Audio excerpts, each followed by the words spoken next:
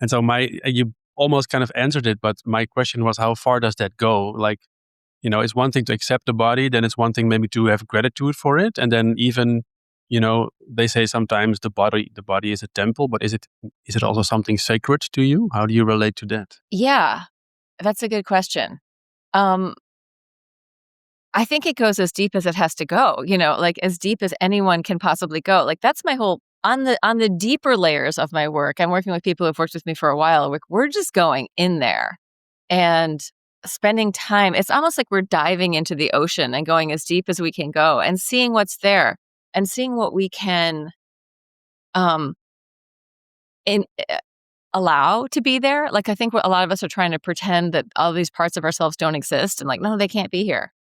So often I'll say, if you have like the judge and the critic and they're attacking you right now, like they don't have to leave. You can we need a judge and a critic, but just put them over there on the chair and let them have some quiet time while we see if we can go deeper into our experience. So it might not be the judge and the critic. Like it might be, people have had trauma and abuse and this, like as Bessel van der Kolk, the body keeps the score. And I just read something from a friend of mine who's a Feldenkrais person, Sonia Johansson.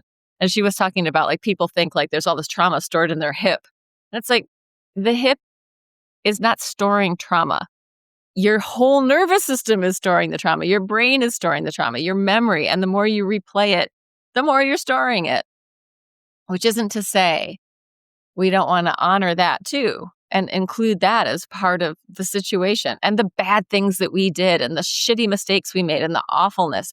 This is one reason I really like Michael Taft, is because like his is very much well, what if all of this is it?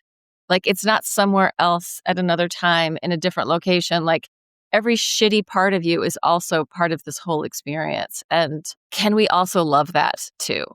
And can we be grateful for that? Like everything that ever happened brought us to this point and continues. And so like, I guess like what's the energy that we're in a weird fucking place in the world, pardon my French, which isn't even French, but it's a language most people speak.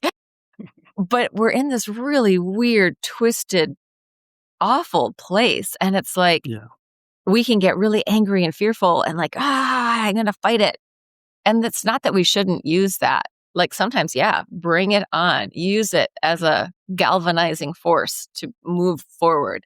But if we're living in that place, if that place is living in our bodies, it's very unsustainable. It's really harsh. It's really painful. So it's like, so what I like to do is work with these practices that bring us back in to some kind of coherence in our own body. And coherence just means that the system's working in harmony.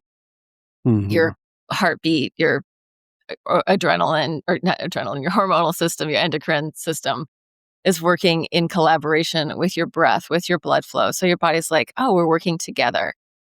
And sometimes, there's the metaphor of our head, our heart, and our guts. And if we can think of those three places in alignment, then there's nothing, we got it. That's it. And when we're working deeply with our body, we learn what that alignment means. And I feel like nothing is excluded within that. All of our shitty stuff, all of our good stuff, all of it is allowed. And the more that we can come from an open-hearted place, the more we can allow that stuff to settle, regroup, and not be like such a clenchy flight, freeze, like shittiness of being. Lots of swearing today. It's one of my specialties. Oh, yeah, I like it. I heard that. Yeah, me too, actually. I swear a lot. But I've heard that people who swear tend to be telling the truth more often. I don't know. But yeah, for me also, this kind of this radical acceptance of also the shitty parts is mandatory, because I definitely have parts that I would call shitty, which of course, ultimately, you would say they're not shitty. They're just parts you find difficult and therefore you call them shitty.